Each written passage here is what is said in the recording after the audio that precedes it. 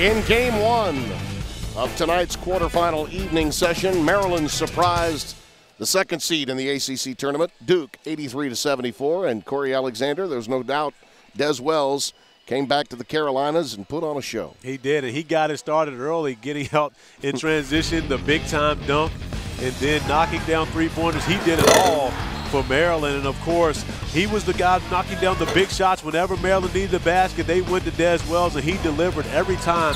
And most importantly, 10 for 10 from the free throw line really carried them down the stretch when they were able to put the ball in his hands. He was inside, outside, and even in the locker room, big man on campus.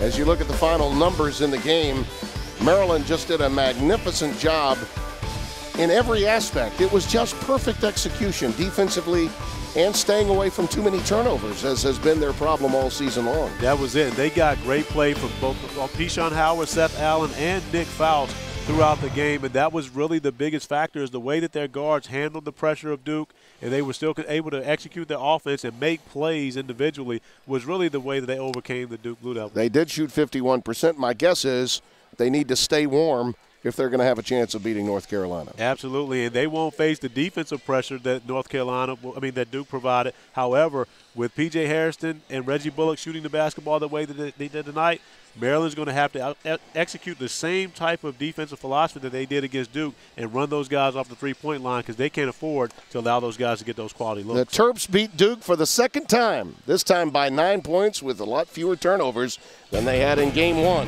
So now they get a chance to spoil the Carolina block party by taking on the Tar Heels tomorrow.